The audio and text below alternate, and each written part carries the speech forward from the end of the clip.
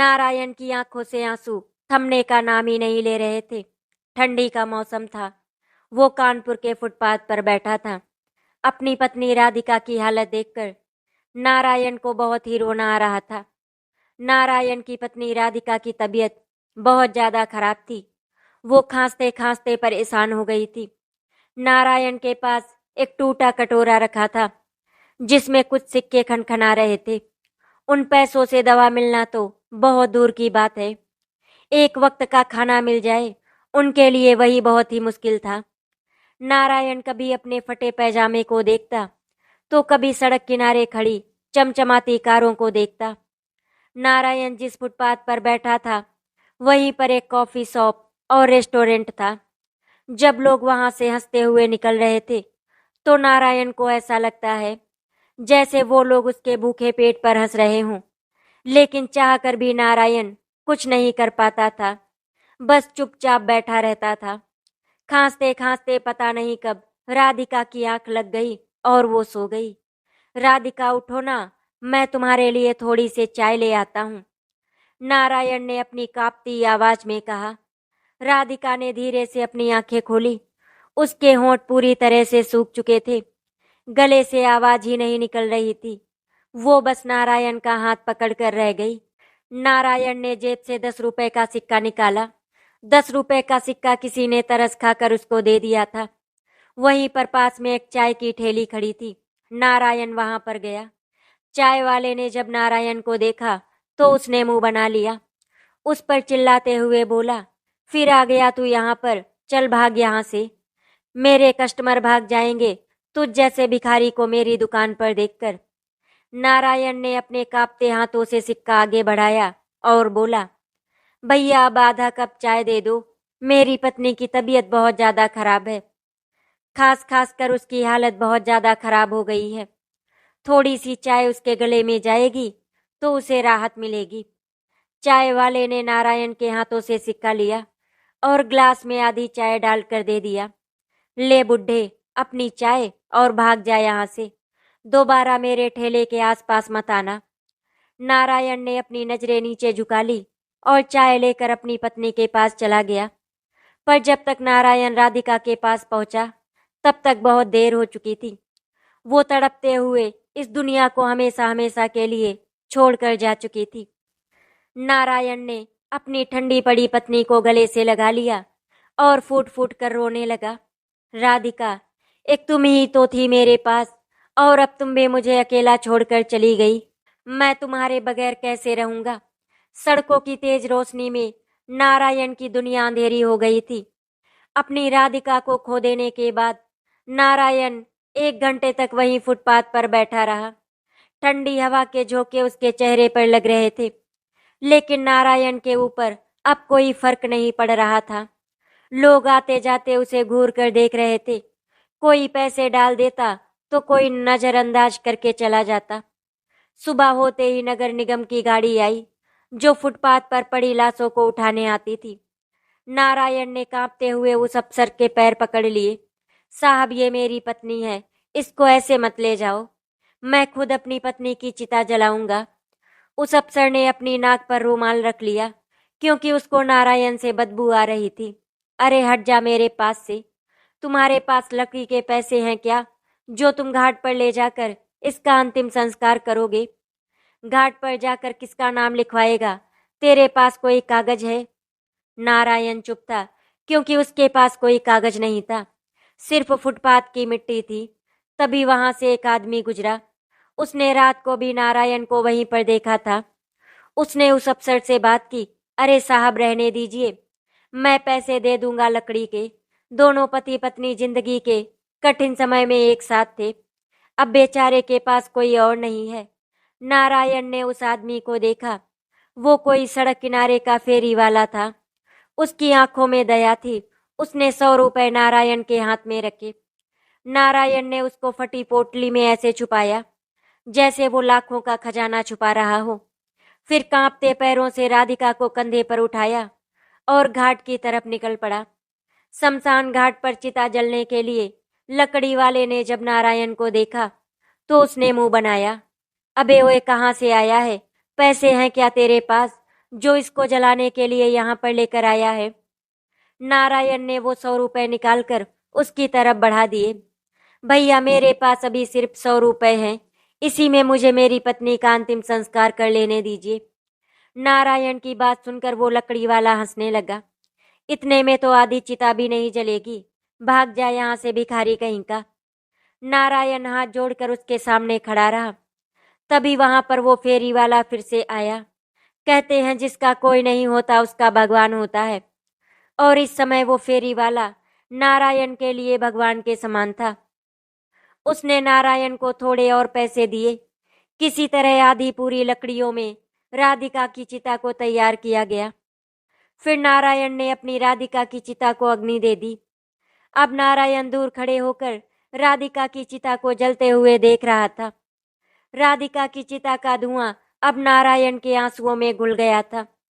आज नारायण के पास ना घर था, ना बीबी, और ना ही कोई उम्मीद। राधिका की मौत के बाद नारायण ने फिर वही फुटपाथ पकड़ लिया। पहले वो भीख मांगता था अपनी पत्नी के लिए और खुद के लिए, लेकिन अब उसके चेहरे पर वो उम्मीद भी नहीं थी जो कभी राधिका के लिए थी। रात को वो मॉल के बाहर खड़ा हो जाता, जहां अमीर लोग गाड़ियों से उतरते। कोई उसे देखकर बर्तन में खाना डाल देता, तो कोई सिक्का फेंक कर चला जाता। एक दिन वहां पर एक बच्चा आया। उसने बहुत ही महंगे कपड़े पहन रखे थे और उसके हाथ में आइसक्रीम थी। उसने नारायण के कटोरे में सिक्का डाला और फिर हंस पड़ा। देखो मम्मी, ये गंदा भिखारी। नारायण ने अपनी आंखें झुका ली। उसे उस बच्चे से जलन नहीं हुई, बस एक टीस थी। काश उसका भी कोई बच्चा होता। काश राधिका के जाते जाते कोई निशानी बच गई होती। इसी फुटपाथ पर एक दिन नारायण की किस्मत बदलने की एक छोटी सी शुरुआत हुई। एक दिन की बात है, वहां पर एक आदमी आया जिसका नाम था नितिन सिंघानिया। वो बहुत ही बड़ा बिजनेसमैन था। वो अपनी बेटी के साथ मॉल के सामने गाड़ी से बाहर निकला। सभी नितिन सिंघानिया की 5 साल की बेटी प्राची सिंघानिया की नजर नारायण पर पड़ी। प्राची ने अपनी टॉफी निकाली और नारायण के पास लाकर रख दी। जब नितिन सिंघानिया की नजर अपनी बेटी प्राची पर पड़ी तो उसे बहुत गुस्सा आया। प्राची, ये क्या कर रही हो तुम? ऐसे भिखारी से दूर रहा करो। तुम्हें उनके पास जाने की जरूरत नहीं है। अगर तुम्हें कुछ देना होता है तो ड्राइवर अंकल से कहकर दे दिया करो। तुमको उनके पास जाने की जरूरत नहीं। प्राची ने बहुत ही मासूमियत के साथ अपने पापा से कहा। पापा, उनके पास तो कुछ भी नहीं है। मम्मी कहती है सबको खाना देना चाहिए। अपनी बेटी की बात सुनकर नितिन सिंघानिया ने नारायण को गौर से देखा। उसके बाल बिखरे हुए थे, दाढ़ी बड़ी हो गई थी, आंखों में गहरी परछाई थी। फिर भी उसमें कोई अजीब सी सच्चाई दिख रही थी, जैसे कोई छुपा हुआ सवाल हो। नितिन सिंघानिया ने पहली बार किसी भिखारी से कहा, भैया खाना खाओगे क्या? नारायण ने नितिन सिंघानिया के सामने कांपते हुए हाथ जोड़ दिए और उसकी आंखों से आंसू बहने लगे। नितिन सिंघानिया ने अपने ड्राइवर से कहा, अंदर जाकर स्टॉल से एक प्लेट खाना ले आओ। तब तक प्राची ने नारायण के हाथ में टॉफी रखी। नारायण के होंठ कांप गए, क्योंकि बरसों के बाद किसी ने उसे इंसान समझकर कुछ दिया था। नहीं तो लोग आते और फेंक कर चले जाते। ड्राइवर स्टॉल से खाना ले आया था। नारायण ने दोनों हाथों से प्लेट पकड़ ली, जैसे कोई अनमोल चीज मिल गई हो उसे। प्राची नारायण को बहुत गौर से देख रही थी। पापा, ये हमारे साथ घर नहीं चल सकते क्या? नितिन सिंघानिया चौंक कर बोला, पगली, घर क्यों लाएंगे इन्हें? ये यहीं पर ऐसे ही ठीक है। नारायण ने प्राची के पैर छुए। बेटा, भगवान तुम्हें कभी रोना ना दिखाए, तुम्हारे ऊपर कभी कोई तकलीफ ना आए। तुम बहुत ही अनमोल हीरा हो। नितिन सिंघानिया कुछ सोच में पड़ गया। उसने अपनी पर्स से 100 का नोट निकाला। ये रख लो और भाग जाओ यहाँ से। सब खड़े होकर लोग तमाशा देख रहे थे। नारायण ने पहली बार किसी अमीर आदमी के हाथ से पैसे लिए, पर उसके हाथ कांप रहे थे।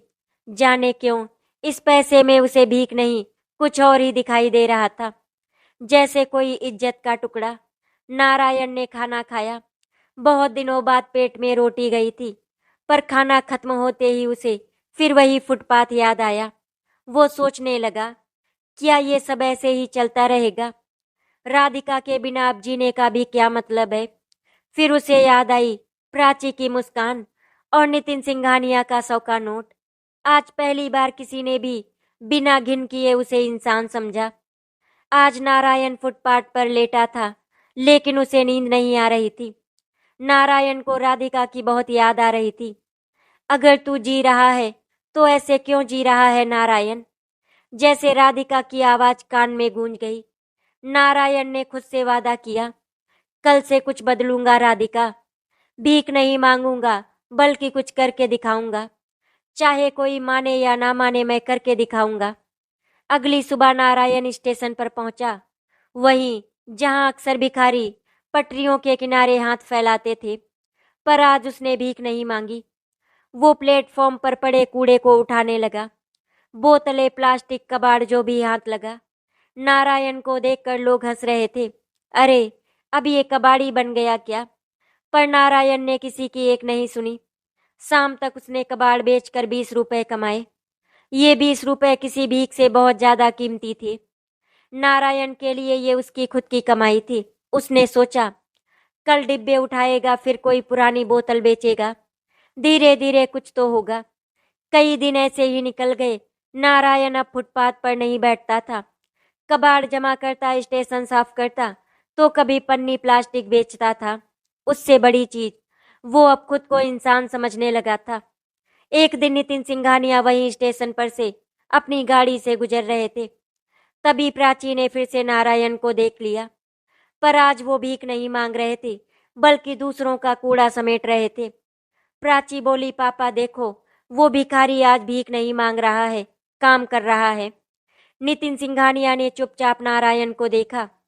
उसकी आंखों में वही भूख दिखी, पर अब उसमें एक अजीब सी चमक भी थी। नितिन सिंघानिया ने अपने ड्राइवर से कहा, 1 मिनट के लिए गाड़ी रोको। वो नारायण के पास गया और बोला, क्या कर रहे हो भाई? नारायण ने हाथ जोड़कर कहा, साहब अब भीख नहीं मांगूंगा। जब तक हाथ चलेंगे तब तक कमा कर खाऊंगा। नितिन सिंघानिया नारायण की बात सुनकर मुस्कुरा दिया। ये बताओ तुम्हारा नाम क्या है? तो नारायण ने कहा, साहब मेरा नाम नारायण है। अच्छा नारायण, अगर मैं तुम्हें कोई बड़ा काम दूं तो क्या तुम करोगे? नारायण नितिन सिंघानिया की बात सुनकर चौंक गया। साहब मैं पढ़ा लिखा नहीं हूं, मैं क्या काम कर पाऊंगा? नितिन सिंघानिया ने उसकी पीठ थपथपाई। नारायण, ये रहा मेरा विजिटिंग कार्ड, कल तुम मेरे ऑफिस में आ जाना।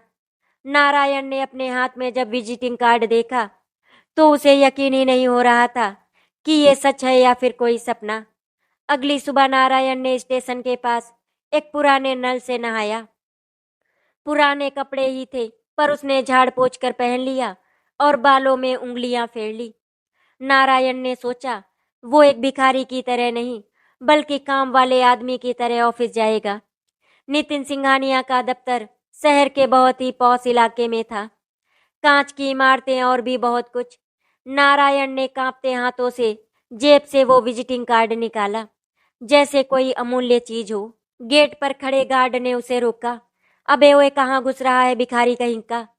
नारायण ने कार्ड दिखाया। साहब ने बुलाया है, नितिन सिंघानिया जी। गार्ड ने कार्ड देखा, फिर रिसेप्शन पर फोन घुमा दिया। थोड़ी देर बाद जवाब आया, ऊपर भेज दो। ऊपर भेज दो, ये सुनकर गार्ड हक्का बक्का रह गया था। पर नारायण के लिए ये उसकी पहली जीत थी। नारायण अंदर गया। एसी की ठंडी हवा, सूट पहने लोग, सबने उसे ऐसे देखा जैसे उसने गंदगी फैला दी हो। रिसेप्शन पर बैठी लड़की ने नाक सिकोड़ कर कहा, आप नारायण है? नारायण ने सिर हिलाया। उस लड़की ने बेमन से फोन मिलाया। सर, वो आया है भिखारी। नारायण को भिखारी शब्द फिर से चुभा, पर उसने कुछ भी नहीं कहा। वो चुपचाप बैठ गया, लेकिन कोई उसके पास बैठने को तैयार नहीं था। नितिन सिंघानिया अपने कैबिन से बाहर निकले। नारायण को देखकर मुस्कुरा दिया। आ गए नारायण। नारायण खड़ा हो गया। साहब आप जो कहेंगे मैं कर दूंगा। नितिन सिंघानिया ने उसे कैबिन में बुलाया। बड़ी टेबल, लैपटॉप, फाइल। नारायण कुछ समझ नहीं पाया। नितिन सिंघानिया ने कहा, देखो नारायण, तुम्हें भीख मांगनी आती है क्योंकि तुम मजबूरी जानते हो, पर अब तुम्हें काम मांगना और काम करना सीखना होगा। नारायण चुप रहा।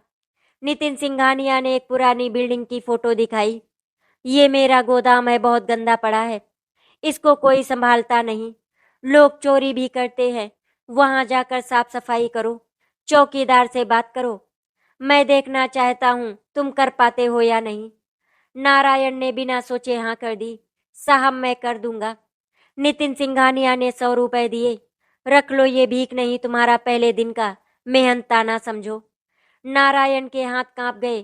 पहली बार भीख नहीं, मेहनत का पैसा था। नारायण उसी दिन उस गोदाम में पहुंच गया। जगह सच में बहुत ही खराब थी। टूटी छतें, गंदगी, चूहे, बस्ती के आवारा लड़के वहीं पर बैठकर जुआ खेलते थे। नारायण ने पहले दिन ही डांट खाई।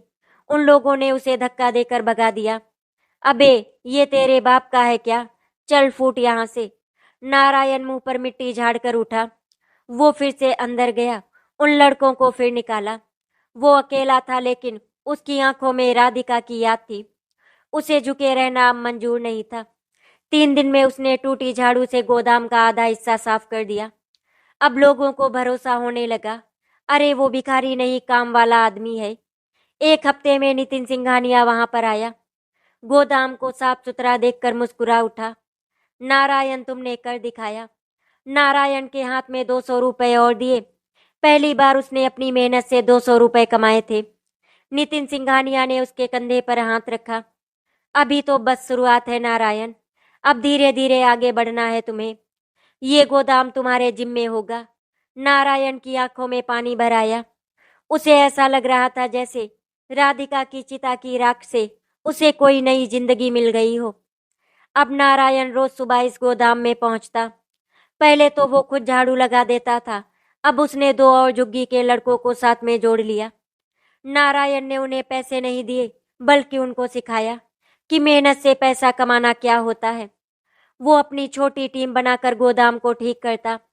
टूटी दीवारी, लीक होती छत, चूहे, सबका इंतजाम करता। नितिन सिंघानिया ने दूर से देखा। उसे यकीन हो गया था कि नारायण सिर्फ पेट के लिए काम नहीं कर रहा, बल्कि वो खुद को साबित कर रहा है। नारायण की तरक्की से सबको खुशी नहीं थी।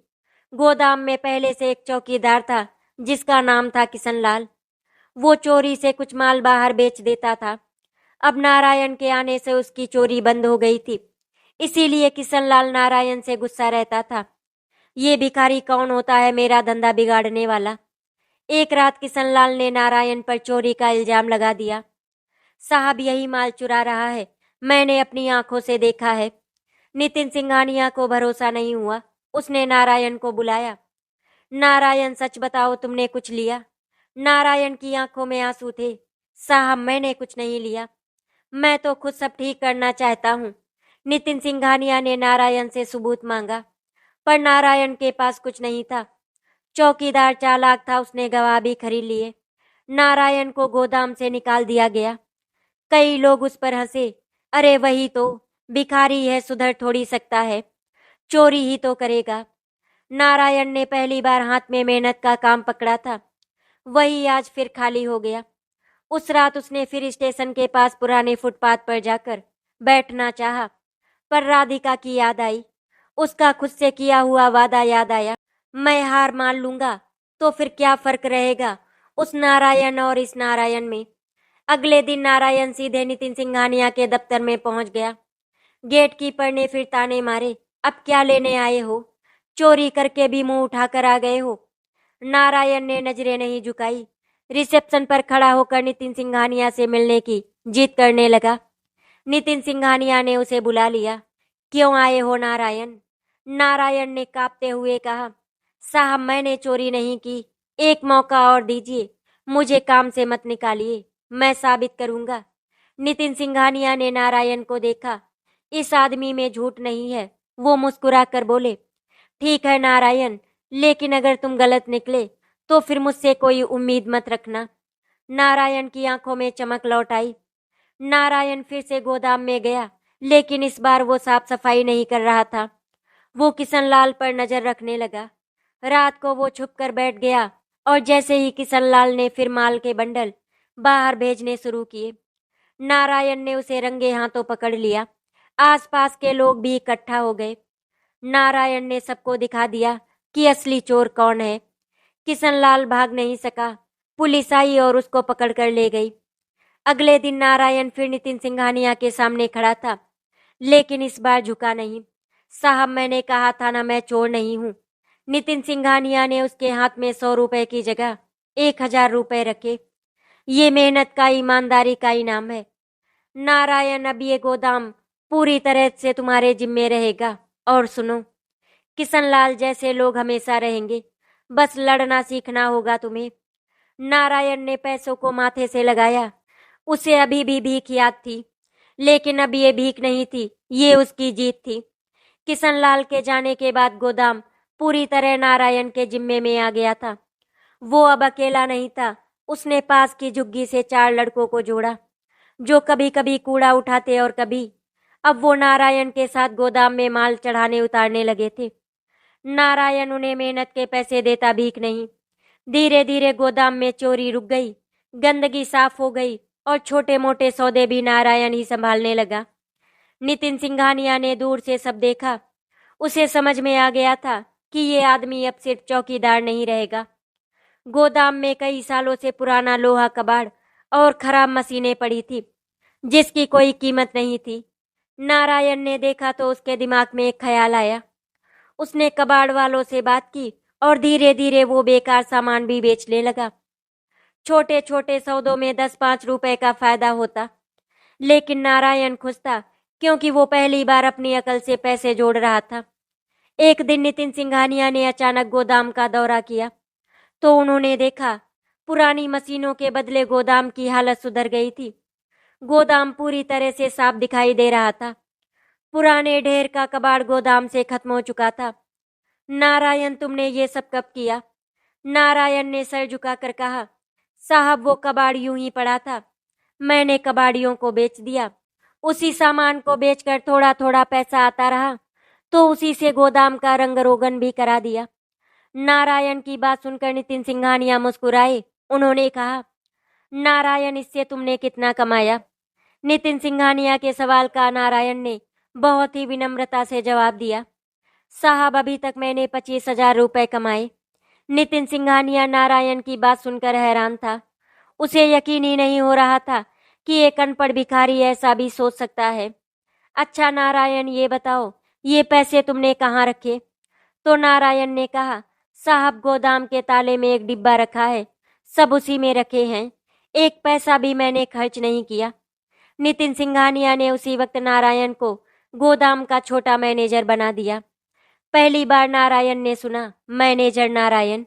उसने अपनी टीम को साफ कह दिया, अब हम भीख नहीं मांगेंगे, चोरी नहीं करेंगे, मेहनत करेंगे। जो भी होगा हम मिल बांट कर खाएंगे।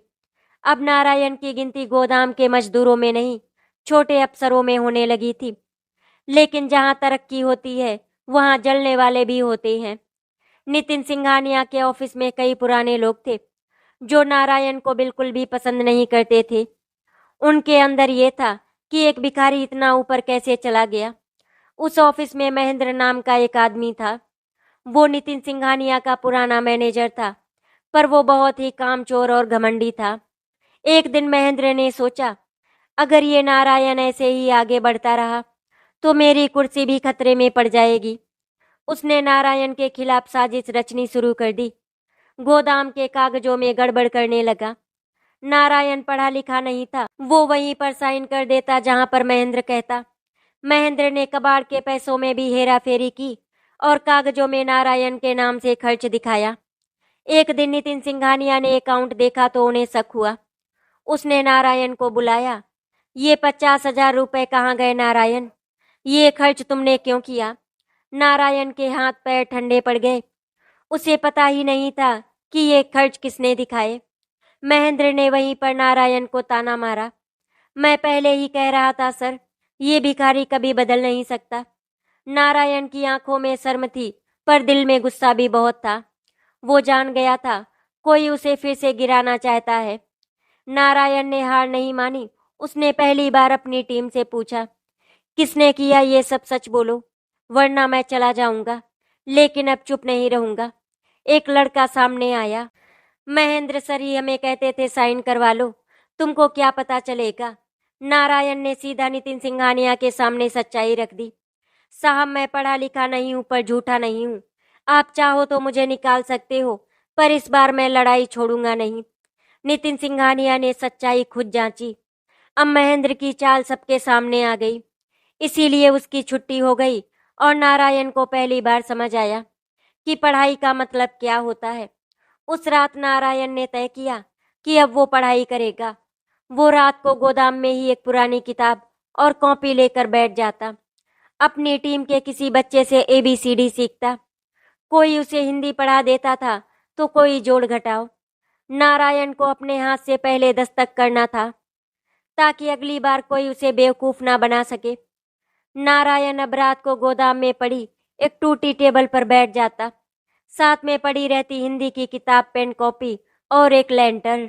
दिन में वो मजदूरों से काम करवाता, कागज संभालता, रात को पढ़ाई करता। पहले तो सब मजाक करते, अबे भिखारी को पढ़ाई सूझी है, ABCD से करोड़पति बनेगा क्या। पर नारायण बस मुस्कुरा देता। हाँ, पढ़ाई ही तो वो चाबी है जो मुझे गली से कुर्सी तक ले जाएगी। 3 महीने बाद नारायण ने अपनी पहली साइन खुद की। जब गोदाम में एक नई कबाड़ की डील हुई तो उसने कांपते हाथों से खुद अपने नाम के नीचे साइन किया। उसे ऐसा लगा जैसे वो पहली बार अपने नाम पर खड़ा हुआ हो।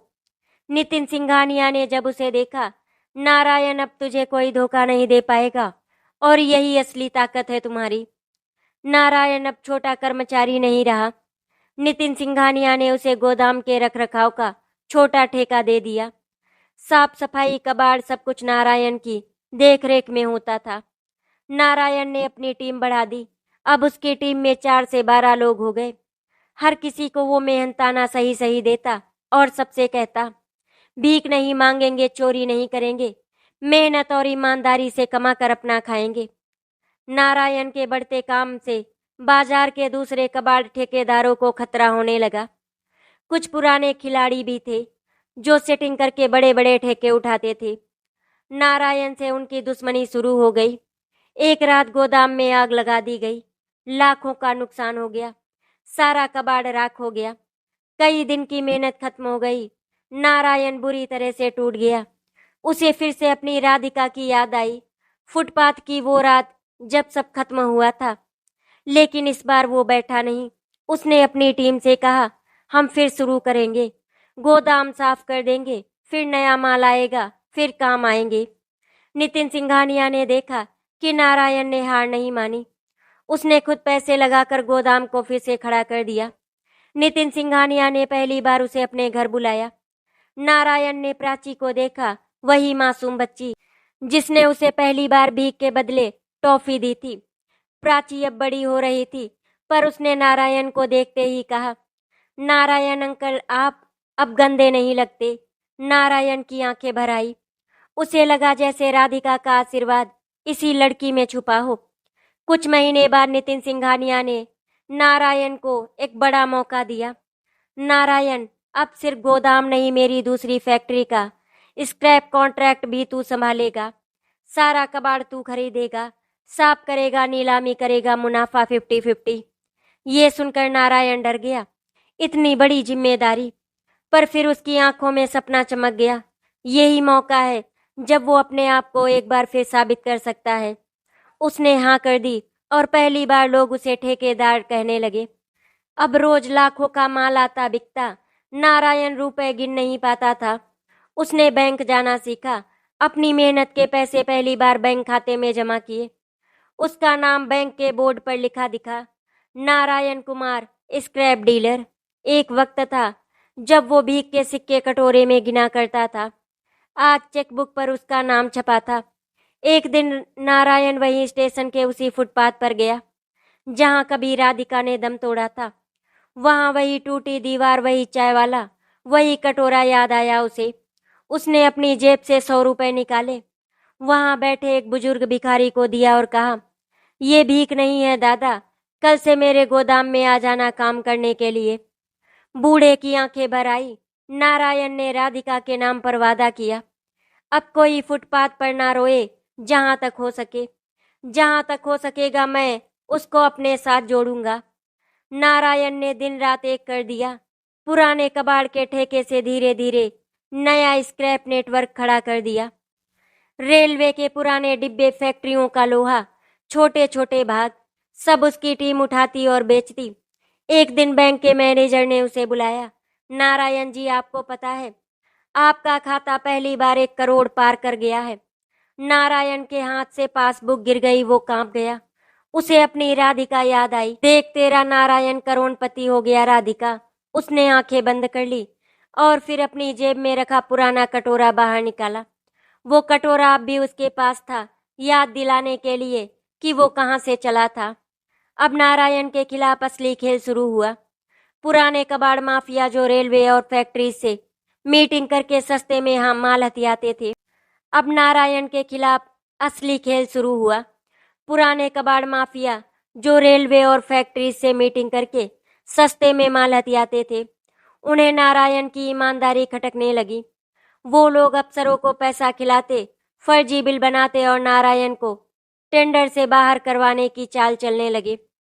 एक रात नारायण के ऑफिस में पत्थर फेंके गए और उसको धमकी मिली, जो जहां से आया है वो वहीं रहेगा। नारायण ने नितिन सिंघानिया से कहा, साहब मैं डरने वाला नहीं हूँ, मुझे बताइए कागज कैसे बनते हैं, टेंडर कैसे भरा जाता है, मैं सब सीखूंगा। सिंघानिया ने उसे अपने अकाउंट अफसर से मिलवाया। नारायण ने रात रात भर बैठकर सीखा। इनवॉइस, जीएसटी, बैंक गारंटी, सब कुछ। माफिया ने झूठा केस कर दिया। उन्होंने कहा नारायण चोरी करता है, घटिया माल सप्लाई करता है। नारायण कोर्ट में गया, हाथ में वो सारे असली कागज लेकर जो उसने खुद बनवाए थे। जज के सामने खड़े होकर उसने कहा, साहब मैं पढ़ा लिखा नहीं था, इसीलिए लोग मुझे चूना लगाते थे। अब मैं सब जानता हूँ, कोई भी देख ले, मेरी एक भी पाई की चोरी नहीं है। मामला वहीं बंद हो गया। माफिया की चाल उल्टी पड़ी। नारायण अब सिर्फ गोदाम वाला या ठेकेदार नहीं था, अब लोग उसे नारायण कुमार, स्क्रैप इंडस्ट्रीज के मालिक के नाम से जानते थे। रेलवे डिपार्टमेंट, नगर निगम, फैक्ट्रीज, सब उसे जानते थे। एक दिन उसी रेलवे स्टेशन पर एक बड़ा अफसर आया, जो पहले नारायण को भिखारी समझकर धक्के मार देता था। अब वो टेंडर मीटिंग में नारायण के सामने फाइलें खोलकर बैठा था। नारायण ने चाय लाते हुए अपने पुराने लड़कों को देखा। उसने अफसर से कहा, साहब चाय पीजिए, पर अब मेरे लोगों को धक्का मत दीजिएगा, ये सब मेरे जैसे ही हैं। नारायण के पास अब पैसा था, नाम था, पर दिल में चैन नहीं था। उसे याद था राधिका हमेशा कहती थी, अगर कुछ बन जाए तो बच्चों को पढ़ाना। नारायण ने अपनी बस्ती में एक छोटा स्कूल खोल दिया, राधिका पाठशाला। उसने अपने साथ काम करने वाले मजदूरों के बच्चों को मुफ्त में पढ़ाना शुरू कर दिया। जो बच्चे पढ़ेंगे वो भीख नहीं मांगेंगे, यही उसका सपना था। एक दिन नारायण अपनी गाड़ी रोककर उसी फुटपाथ पर उतरा जहां से कभी राधिका चली गई थी। उसने देखा वही कुछ बच्चे भीख मांग रहे थे। उसने एक बच्चे से पूछा, तू स्कूल क्यों नहीं जाता? बच्चा बोला, साहब कौन पढ़ाएगा हमें, और खाना कहाँ से मिलेगा? नारायण ने उसे गोद में उठाया, तू मेरे स्कूल चल, खाना भी मिलेगा, पढ़ाई भी होगी, लेकिन भीख कभी मत मांगना। आज अखबारों में हेडलाइन छपी थी, फुटपाथ का भिखारी बना आज करोड़पति नारायण कुमार। नारायण मुस्कुराया। उसने अपने नाम के आगे कुमार जोड़ा था ताकि राधिका का सपना जुड़ा रहे। बहुत सारे लोग इंटरव्यू लेने आए, टीवी वाले माइक लेकर पहुंचे। नारायण बस एक ही बात कहता, मेरे जैसे बहुत लोग फुटपाथ पर बैठे हैं। किसी ने उन्हें चाय दी, किसी ने टॉफी। उसी दिन उसकी किस्मत बदल सकती है, बस कोई हाथ पकड़ने वाला चाहिए। नारायण अपने छोटे से ऑफिस में बैठा था। उसके टेबल पर राधिका की फोटो थी। वो रोज उसी से बातें करता। देख राधिका, तेरा नारायण अब करोड़ों में खेलता है, पर कटोरा आज भी मेरे पास है, ताकि मुझे कभी घमंड ना आए। नारायण अब शहर का बड़ा नाम था, पर हर रविवार को पुराने स्टेशन पर जाता, अपने जैसे लोगों को ढूंढता, किसी को काम पर रखता तो किसी को पढ़ने भेजता, तो कभी किसी बच्चे को टॉफी देकर कहता, भीख नहीं मांगना बेटा, मेहनत करके खाना। मेहनत के खाने में जो स्वाद है वो आपको कहीं और नहीं मिलेगा। इसीलिए हमेशा प्यार और ईमानदारी का खाएं। आशा करती हूँ आपको हमारी कहानी अच्छी लगी होगी। अगर आपको हमारी कहानी अच्छी लगी तो वीडियो को लाइक एंड शेयर करें, चैनल को सब्सक्राइब करें। वीडियो देखने के लिए आपका धन्यवाद।